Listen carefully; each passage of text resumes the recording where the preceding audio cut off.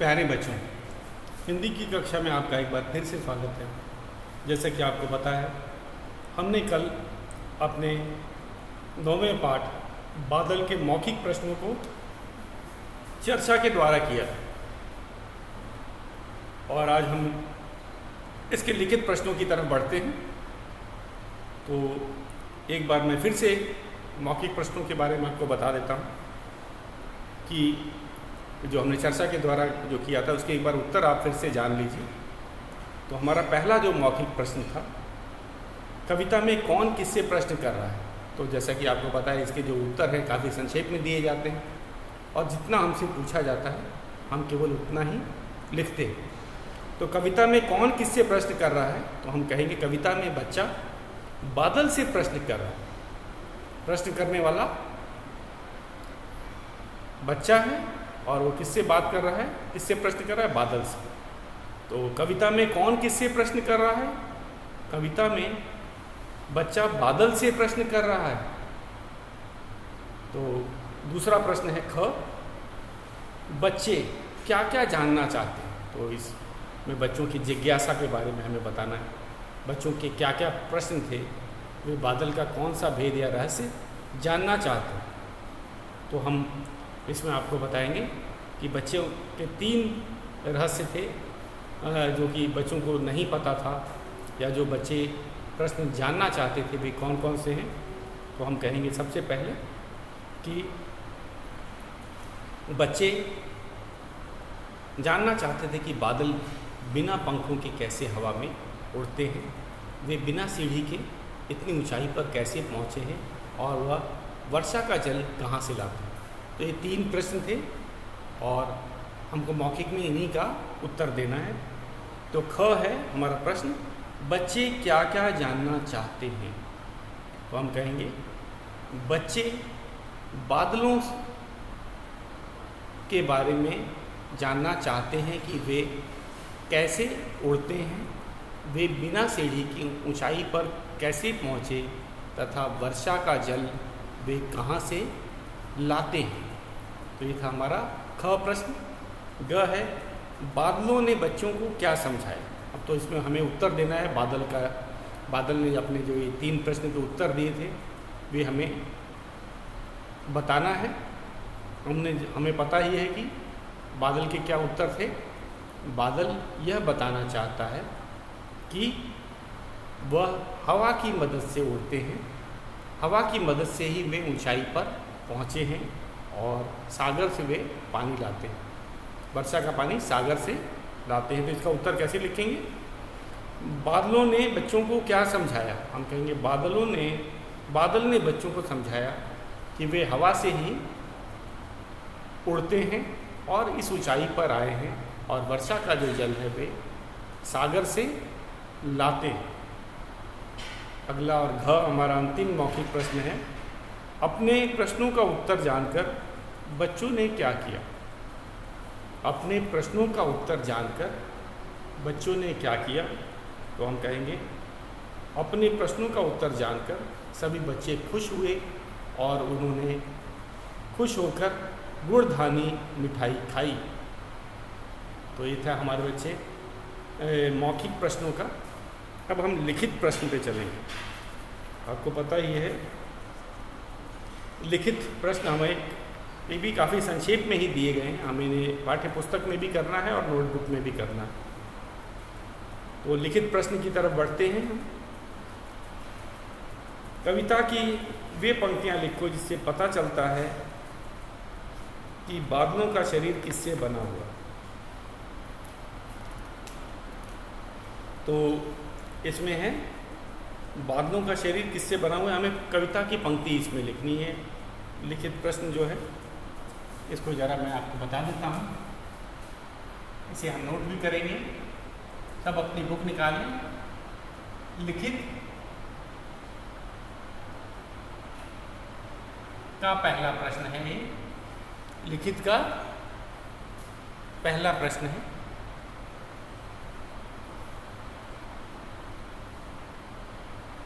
ये है कविता की वे पंक्तियाँ लिखो। कविता कि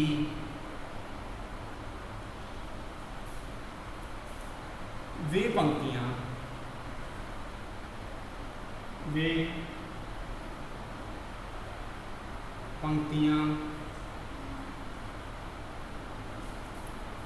लिखो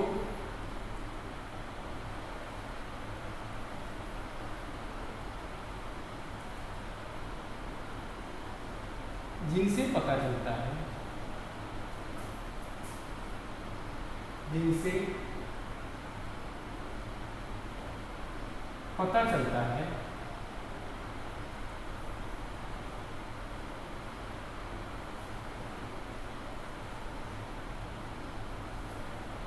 क्या चीज?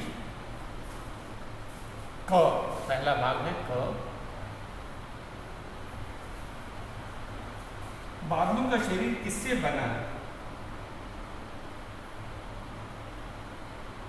बादलों का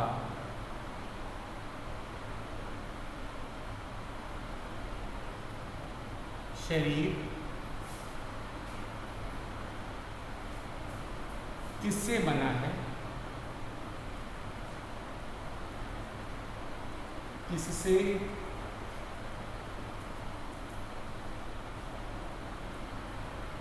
बना है?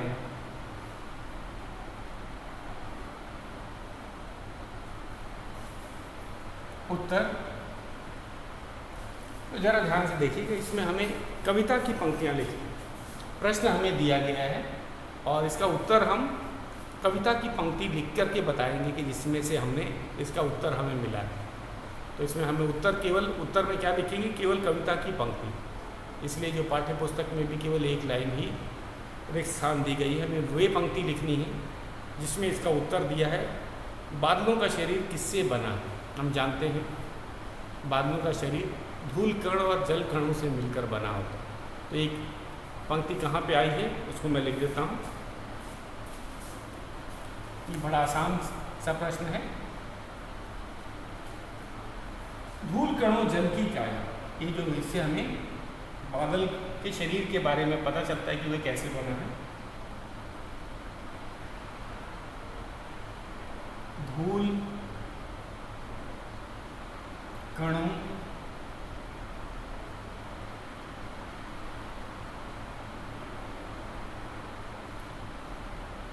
जल की काया।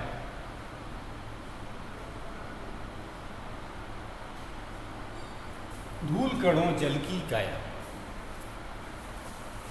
ये जो है ये हमारा उत्तर है। कविता की ये पंक्तियाँ ही बताती है कि बादलों का शरीर धूल कण और जल से ही बना है। तो हमें इसी तरह लिखना है जो प्रश्न पूछा गया है। हमें उत्तर कविता की पंक्ति लिखकर ही देनी है। अगला है हमारा ख।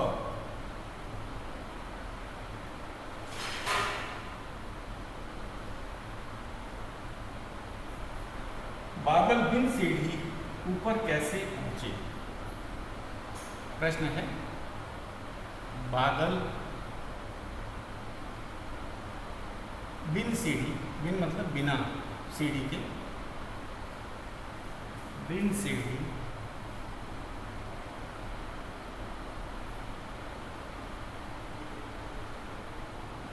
ऊपर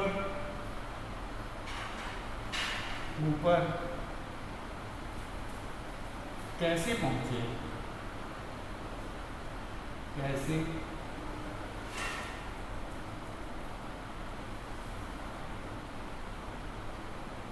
पहुंचे? बादल बिन सीढ़ी ऊपर कैसे पहुंचे? अब हमें कविता का वो पंक्ति लिखनी है जिसमें इसका उत्तर मिला है कि बादल बिना सीढ़ी के इतनी ऊंचाई पर कैसे पहुंच जाते हैं। तो आप कविता में ही देखेंगे। पंख हवा के मैं लाया,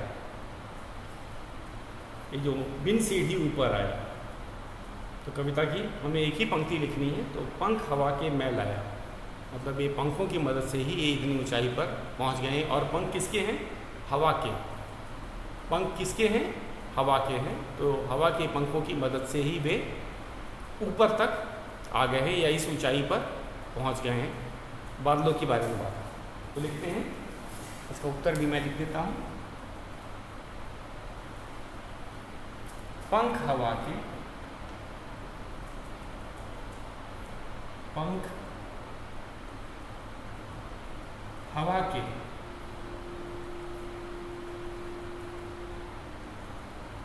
हवा के मैं लाया, मैं लाया। तो ये उत्तर है पंख हवा के मैं लाया। अब हमारा एक और अंतिम जो प्रश्न है उसको भी हम कर लेते हैं। अंतिम प्रश्न है ग। तो ग में है, बादल पानी कहाँ से लाते हैं? ग है,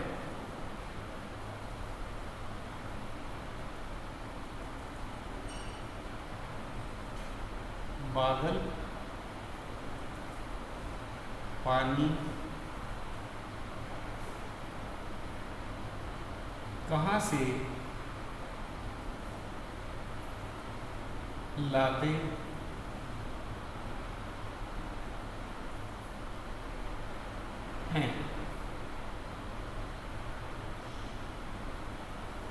बादल पानी कहाँ से लाते हैं? तो कविता की ओर बढ़ते हैं, जहाँ पे हमें इसका उत्तर मिलेगा कि सागर से लाता पानी। ये बादलों ने कहा था कि वे जो पानी है कहाँ से लाते हैं? सागर से, समुद्र से वे पानी लाते हैं। तो हमें कविता की पंक्ति लिखनी है। प्रश्न हमारा है, बादल पानी कहाँ से लाते हैं? इसका उत्तर हम वो कविता की पंक्तियाँ ही लिखेंगे जिसमें उत्तर मिल जाए। तो हम लिखेंगे सागर से लाता पानी। तो इसको लिख देते हैं, सागर से लाता पानी, सागर से लाता पानी, सागर से लाता पानी। पूर्ण विराम है। इस कविता की पंक्ति से ही हमें पता चला है कि बादल जो है वो पानी सागर से लाते हैं, सागर अर्थात समुद्र से लाते हैं। अगला है हमारा भाषा से। आपको पता ही है, भाषा से हमें व्याकरण संबंधित प्रश्न मिलते हैं, तो आज हम इसी को करेंगे। भाषा से सही उत्तर के सामने टिक का निशान लगाओ, और ये बहुविकल्पी प्रश्न की तरह ही है। कौन सा शब्द दिए गए शब्दों का समानार्थी नहीं है? इसका मतलब है कि सभी जो दिए गए हैं शब्द हैं समानार्थी हैं सिवाय एक के। तो हर के 3 विकल्प दिए गए हैं, जैसे पानी के 3 विकल्प दिए गए हैं, 2 तो समानार्थी होंगे और 1 है समानार्थी नहीं होगा। तो हमें जो समानार्थी नहीं है उस पर सही का निशान लगाना। तो ये बहुत आसान है। तो अब आगे चलते हैं, एक बार इसको दोहरा लेते हैं कि कविता की वे पंक्तियाँ लिखो जिनसे पता चलता है कि बादलों का शरीर किससे बना है? धूल कणों की जल की काया। धूल कणों जल की काया से हमें पता चलता है। बादल बिन सीढ़ी ऊपर कैसे पहुँचे हैं? पंख हवा के मैं लाया। इससे पता चलता है कि बादल हवा की मदद से ही इतनी ऊंचाई तक पहुँचे हैं। बादल पानी कहाँ से लाते हैं? उत्तर है सागर से लाता पानी। तो बादल कहाँ से पानी लाते हैं? सागर से लाते हैं। अब मैं चलता हूँ भाषा से, जो व्याकरण संबंधित प्रश्न है उसको करते हैं हम।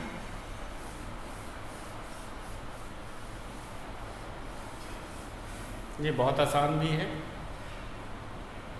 तो ये है हमारा भाषा से।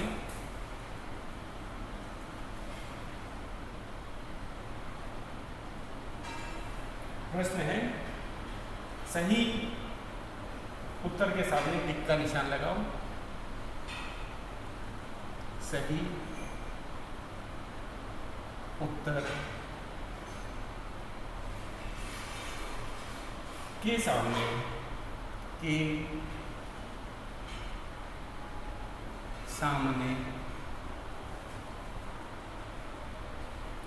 टिक लगाओ।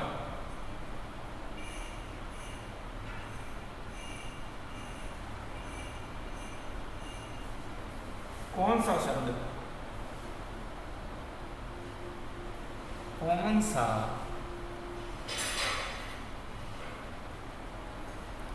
शब्द दिए गए शब्द, दिए गए शब्द का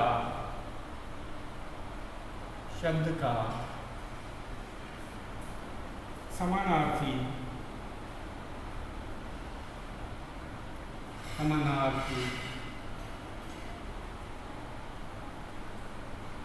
नहीं है।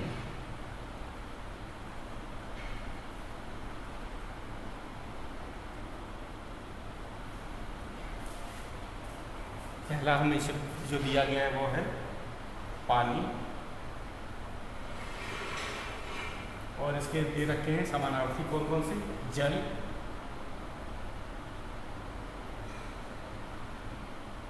दूसरा दे रखा है बादल,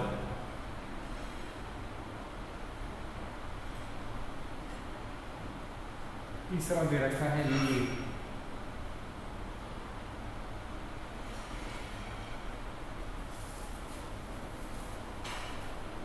तो जैसा कि हम जानते हैं पानी को जल भी कहा जाता है, नीर भी कहा जाता है, बादल नहीं कहा जाता। बादल तो मेघ को कहा जाता है। बादलों से भले पानी मिलता है, लेकिन हम बादल को पानी या जल नहीं कह सकते। तो ये क्या है, बादल सही समानार्थी नहीं है। तो हमें समानार्थी नहीं है क्या है, याद रखना। कोई बच्चे जल्दी जल्दी में समानार्थी है वो ही समझ जाते हैं। तो बादल समानार्थी शब्द नहीं है, हम इस पर सही का निशान लगा रहे हैं। उसी तरह अगला प्रश्न है काया। अगला है काया। कौन कौन से शब्द दे रखे हैं, तन,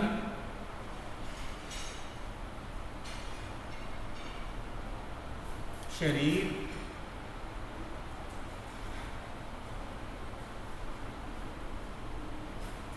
और अंग।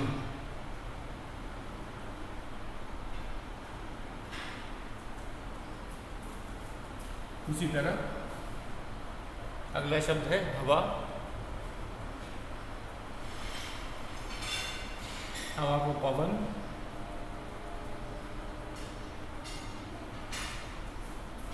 आंधी,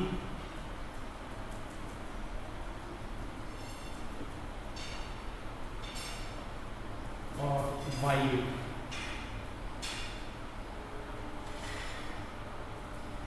और अंतिम जो शब्द है वो है सागर।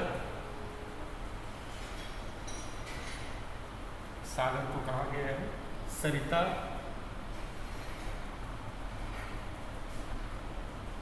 दूसरा विकल्प है सरिता के बाद समुद्र,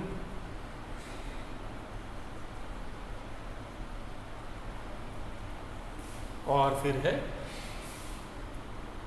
जलधि।